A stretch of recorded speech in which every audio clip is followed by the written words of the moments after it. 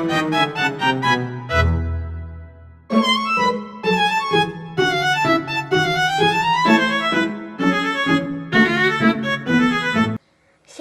perkenalkan kami dari kelompok 3 akan mempresentasikan hasil diskusi kami, yaitu prinsip perencanaan pembelajaran. Di sini kami beranggotakan 5 orang, yaitu saya sendiri Helen Chandana Putri, Saya Kana, saya Mary Cynthia, Saya Cecen. Saya Elsa Octavia. Berikut kita akan masuk ke dalam bagian materi. kita akan masuk di dalam bagian pendahuluan, di mana di dalam pendahuluan ini kita akan bertanya nih, apa sih penting dari perencanaan pembelajaran? Nah, jadi perencanaan pembelajaran ini sangat penting bagi seorang guru karena menjadi satu pedoman untuk guru, di mana di dalam melaksanakan proses pembelajaran, dengan adanya suatu perencanaan pembelajaran ini maka akan membantu guru dalam menyusun langkah-langkah yang ingin dilakukan dan tujuan pembelajaran apa yang ingin disampaikan ketika di dalam kelas. Jadi setelah kita mengetahui pentingnya perencanaan pembelajaran, kemudian kita masuk ke dalam analogi sederhana, di mana kelompok kami mengambil analogi sederhana dari seorang guru yang masuk kelas tanpa satu persiapan atau perencanaan pembelajaran. Diibaratkan seperti pemain bola yang turun ke lapangan tanpa adanya suatu strategi. Mungkin pemain itu bisa saja dia bermain, tetapi dia tidak memiliki arah dan hasil yang dicapainya. Dan sebaliknya, jika guru tersebut masuk ke kelas dengan adanya suatu persiapan, diibaratkan seperti arsitek yang memiliki blueprint sebelum membangun. Dengan adanya blueprint ini, seorang arsitek tersebut dia melakukan pembangunan dengan secara teratur, dia juga memiliki hasil yang ingin dicapainya. Begitupun juga seorang guru. Baik, kita masuk dalam pengertian prinsip. Prinsip dapat diidentifikasikan sebagai landasan dasar, pedoman atau aturan umum yang menjadi arah dalam melakukan suatu tindakan.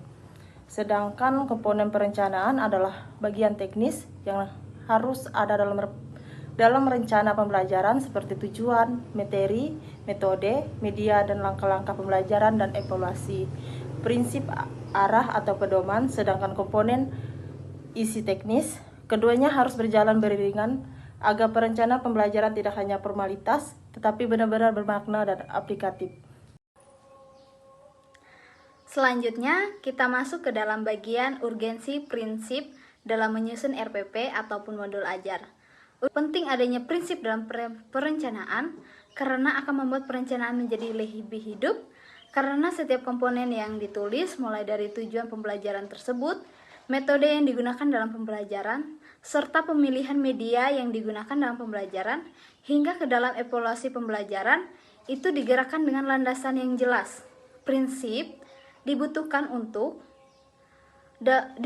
dalam pembelajaran karena perencanaan pembelajaran tidak sekedar menjadi dokumen formalitas belaka ataupun dokumen formalitas administrasi.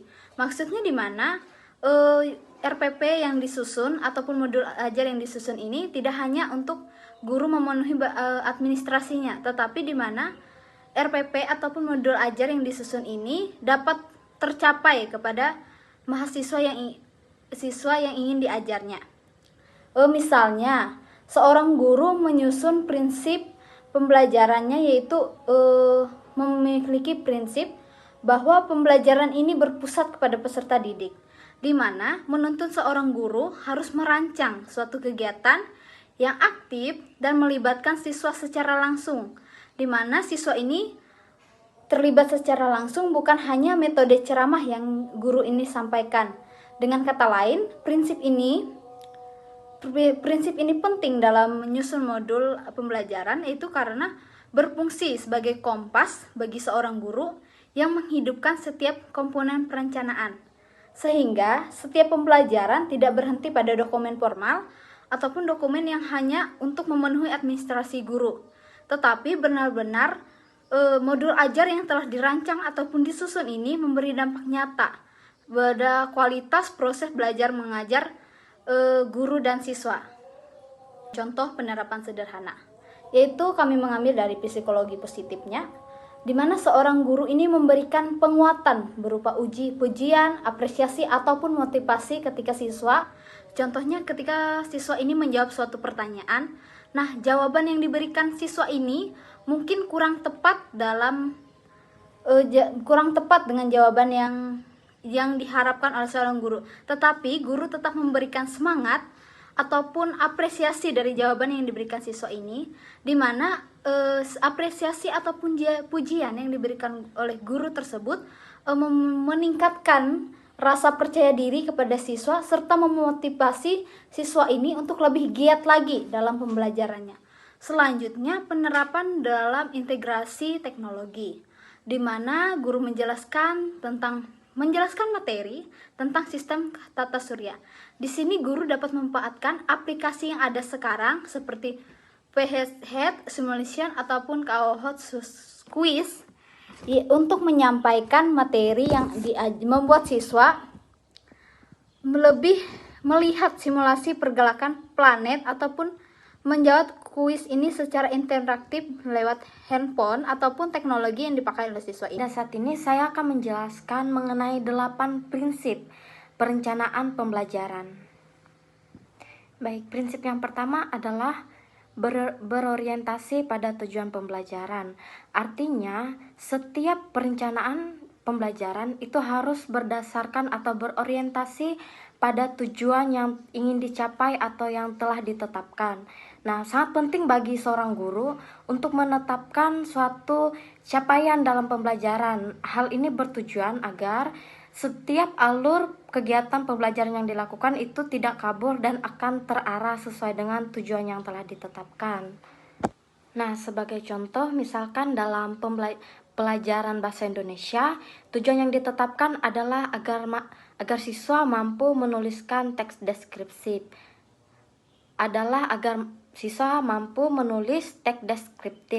Maka seluruh kegiatan materi mulai dari apersepsi, penyajian materi, latihan hingga evaluasi diarahkan untuk mencapai keterampilan menulis teks deskriptif tersebut. Kemudian prinsip yang kedua adalah berpusat pada peserta didik. Nah, prinsip ini menekankan bahwa siswa adalah subjek utama dalam pembelajaran. Berarti siswa bukan hanya penerima informasi, tetapi mereka adalah subjek utama dalam pembelajaran, dan guru hanya berperan sebagai fasilitator, yang dimana guru adalah menciptakan suasana yang aman agar setiap siswa dapat berpartisipasi, dan guru bukanlah subjek utama dalam pembelajaran, melainkan siswa itu sendiri. Nah, sebagai contoh, dalam pelajaran IPS, guru mengajak siswa untuk sama-sama berdiskusi kelompok. Kemudian mereka akan mempresentasikan hasil dari diskusi tersebut. Nah, dengan cara ini, maka siswa akan lebih terlibat dan mengembangkan keterampilan berpikir kritis. Kemudian prinsip yang ketiga adalah sistematis dan terstruktur. Nah, artinya prinsip ini adalah perencanaan pembelajaran itu harus disusun dengan runtut, logis, dan terstruktur dengan rapi, di mana pada perencanaan tersebut itu meliputi atau dimulai dari kegiatan pendahuluan, kegiatan inti, dan penutup. Dan sangat penting bagi guru untuk memastikan bahwa setiap kegiatan itu memiliki alur yang jelas, sehingga setiap kegiatan yang dilakukan oleh guru itu tidak loncat ke sana kemari dan dia dapat berjalan sesuai dengan arah yang telah disusun dengan terstruktur tadi. Nah, sebagai contoh dari prinsip ini adalah dalam pelajaran matematika, guru tentu akan merencanakan kegiatan seperti menyampaikan sebuah konsep dahulu, kemudian baru seorang guru akan menyampaikan konsep yang baru, lalu diikuti dengan contoh latihan soal dan latihan mandiri, baru sampai pada akhirnya ada hingga evaluasi akhir. Kemudian prinsip yang keempat itu adalah kontekstual dan relevan. Sesuai dengan judulnya, pembelajaran yang kontekstual dan relevan artinya pembelajaran itu harus sesuai atau harus relevan dengan kehidupan nyata dari setiap siswa. Sehingga ketika pembelajaran itu disampaikan kepada mereka, maka itu tidak akan terasa asing bagi mereka, karena bagi mereka pembelajaran seperti itu sudah ada di dalam kehidupan yang mereka masing-masing. Nah, sebagai contoh dari prinsip ini adalah ketika menyampaikan konsep sebuah persentase, maka guru dapat mengambil sebuah contoh diskon harga barang di toko atau buku tabungan di bank. Nah, contoh-contoh seperti ini adalah contoh yang sangat mudah dipahami oleh siswa karena contoh yang demikian itu nyata di dalam kehidupan mereka dan mereka lebih dekat dengan pengalaman mereka sehari-hari. Kemudian prinsip yang kelima adalah fleksibel dan adaptif. Nah, suatu rencana pembelajaran hendaklah ia menjadi suatu rencana yang tidak bersifat kaku. Dengan kata lain, rencana pembelajaran itu harus bisa disesuaikan dengan kondisi dan situasi di kelas. Nah, sebagai contohnya, misalkan dalam suatu kelas itu lampunya mati sehingga menyebabkan LCD maupun proyektor itu mati juga. Nah, dengan rencana pembelajaran yang fleksibel dan adaptif, maka guru bisa menggunakan papan tulis sebagai media alternatif untuk mempresentasikan suatu materi. Nah, ini adalah suatu contoh sederhana dari rencana pembelajaran yang fleksibel dan adaptif tersebut. Kemudian kita masuk pada prinsip yang keenam, yaitu berorientasi pada pengalaman belajar. Prinsip ini berarti bahwa suatu perencanaan itu harus memungkinkan setiap siswa untuk benar-benar dapat merasakan suatu pengalaman belajar yang berkesan. Artinya siswa bukan hanya menghafal teori saja. Nah, misalkan contohnya dalam pelajaran IPA, guru dapat mengajak siswa untuk mengobservasi secara langsung lingkungan sekolah dan mencatat misalkan jenis tumbuhan atau hewan yang mereka temui. Dan kemudian mereka dapat membuat laporan dari apa yang telah mereka lakukan. Nah, pengalaman pembelajaran yang seperti ini dapat membuat siswa untuk lebih memahami tentang pelajaran yang mereka pelajari secara lebih mendalam. Kemudian kita masuk ke dalam prinsip yang ketujuh, yaitu keterpaduan dan kesinambungan. Ini berarti bahwa perencanaan harus memperhatikan Kemudian kita masuk ke dalam pembahasan prinsip yang ketujuh, yaitu keterpaduan dan kesinambungan. Ini berarti bahwa setiap perencanaan harus memperhatikan kesinambungan antar materi dan keterpaduan antar aspek. Misalkan nih, pembahasan mengenai pecahan di kelas sebelumnya itu menjadi suatu dasar pembahasan persentase di kelas selanjutnya. Nah, selain itu, pembelajaran juga dapat terintegrasikan dalam lintas mata pelajaran. Misalkan matematika akan dipadukan dengan ekonomi dalam pembahasan pelajaran perhitungan laba rugi. Nah, kita masuk ke dalam pembahasan yang terakhir atau prinsip yang ke-8 dari prinsip utama perencanaan pembelajaran adalah efektivitas dan efisiensi. Prinsip ini menekankan agar pembelajaran mencapai tujuan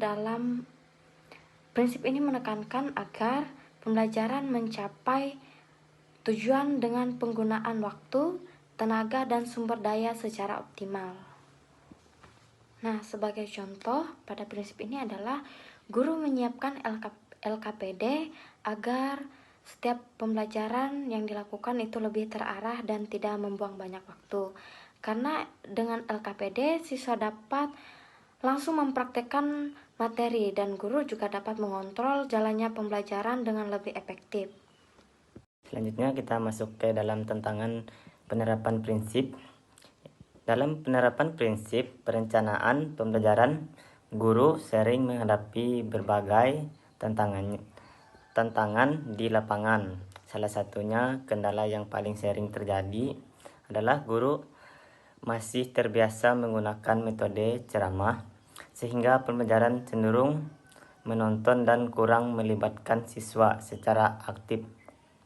Selain itu, keterbatasan sarana dan prasarana seperti kurangnya media pembelajaran, tidak tersedianya perangkat teknologi atau kondisi ruang kelas yang kurang mendukung juga menjadi hambatan tersendiri. Selanjutnya tadi kita sudah melihat bagaimana tantangan yang dihadapi guru dalam menerapkan prinsip, yaitu bagaimana guru sering masih menggunakan metode ceramah sehingga pembelajaran itu cenderung monoton. Selain itu juga keterbatasan sarana dan prasarana yang masih kurang untuk mendukung pembelajaran serta tidak tersedianya perangkat teknologi. Kami kelompok memberikan sedikit cara kreatif dalam mengatasi kendala ataupun tantangan yang ada. Solusi kreatifnya yaitu mengubah strategi ataupun metode pembelajaran ini menjadi lebih interaktif, di mana guru bisa memanfaatkan pembelajaran ini dengan membuat inovasi ataupun meningkatkan kreativitasnya dengan menggunakan pembelajaran atau memanfaatkan media yang sederhana. Karena keterbatasan sarana dan prasarana, guru bisa membuat media yang sederhana dan murah, sehingga ataupun mudah didapatkan, atau guru juga bisa menerapkan metode daur ulang sehingga dengan murid, sehingga sama-sama kita menciptakan inovasi ataupun kreativitas kita dengan bahan daur ulang tersebut. Selanjutnya, jika menghadapi jumlah siswa yang terlalu banyak, guru dapat membagi kelas menjadi kelompok yang lebih kecil, di mana guru menunjuk salah satu sebagai kepala kelompok atau ketua kelompok, di mana ia berperan sebagai fasilitator ataupun ketua ataupun sebagai penyampai informasi di dalam kelompok tersebut. Serta guru juga dapat menerapkan sistem peer teaching. Apa sih sistem peer teaching ini? Di mana siswa dapat belajar bersama teman-teman sebayanya, saling berbagi informasi ataupun pengetahuan yang tidak diketahui oleh siswa lain kepada siswa yang belum mengetahui informasi yang ada ataupun belum mengetahui pengetahuan dari siswa tersebut. Di mana cara kreatif ini dapat membuat pembelajaran tetap terkontrol dan guru dapat mencapai tujuan pembelajarannya. Selanjutnya kita masuk ke dalam bagian kesimpulan. Kami kelompok menyimpulkan bahwa prinsip perencanaan pembelajaran dapat diibaratkan sebagai kompas bagi guru. Maksudnya di mana kompas ini kan seperti yang kita tahu memberi arah ataupun petunjuk. Dalam dunia pendidikan ataupun bagi seorang guru, kompas ini dapat memberi arah ataupun tujuan apa yang ingin dicapai dari pembelajaran tersebut. Kompas memberi arah, seperti yang kita tahu, kompas memberi arah agar perjalanan tidak tersesat. Demikian pula prinsip membantu guru agar pembelajaran itu berjalan sesuai dengan tujuan, terukur dan bermakna. Tanpa prinsip, pembelajaran perencanaan hanya menjadi dokumen administratif yang kaku, di mana maksudnya modul ajar ataupun RPP yang sudah kita buat tidak hanya menjadi untuk memenuhi administrasi seorang guru, tetapi modul ajar yang sudah kita buat ini dapat tersampaikan, atau perencanaan yang kita buat ini sudah tersampaikan kepada siswa kita. Kemudian, ringkasan dari 8 prinsip utama perencanaan pembelajaran. Yang pertama yaitu berorientasi pada tujuan, di mana ini mengacu pada rencana selalu mengarah pada capaian pembelajaran. Yang kedua, berpusat pada peserta didik. Maksudnya di sini siswa sebagai subjek aktif dan guru sebagai fasilitator. Kemudian yang ketiga, sistematis dan terstruktur, di mana alur pembelajaran secara runtut, yaitu dimulai dari pendahuluan, inti, dan penutup. Kemudian kontekstual dan relevan. Materi ini terkait dengan kehidupan nyata siswa, yaitu di mana pembelajaran yang kita berikan ini dapat menjadi terikat ataupun masih ada hubungannya dengan kehidupan nyata siswa. Kemudian fleksibel dan adaptif, bisa disesuaikan dengan kondisi kelas ataupun kendala teknis. Kemudian berorientasi pada pengalaman bermakna, yaitu memberikan pengalaman nyata bukan sekedar teori kepada siswa. keterpaduan dan kesinambungan, yaitu materi saling terhubung antara pertemuan sebelumnya dan lintas mapel yang ada. Kemudian efektivitas dan efisiensi, tujuan tercapai dengan waktu dan sumber daya yang optimal. Selanjutnya refleksi akan diteruskan oleh teman saya. Nah, dari materi yang telah dijelaskan, kami mendapatkan refleksi bahwa memahami prinsip perencanaan pembelajaran itu sangatlah penting bagi setiap calon guru, dan itu memberikan banyak sekali manfaat bagi kami, terutama sebagai calon pendidik-pendidik. Nah, begitu juga dengan prinsip perencanaan pembelajaran ini membuat kami menyadari bahwa mendidik bukanlah hanya kegiatan menyampaikan suatu materi kepada siswa, tetapi itu adalah bagaimana cara kami untuk memberikan pengalaman yang sangat bermakna dalam pembelajaran bagi setiap siswa. Sekian presentasi dari kelompok kami. Kami mohon maaf apabila banyak kesalahan kata. Tuhan Yesus memberkati. Bye-bye.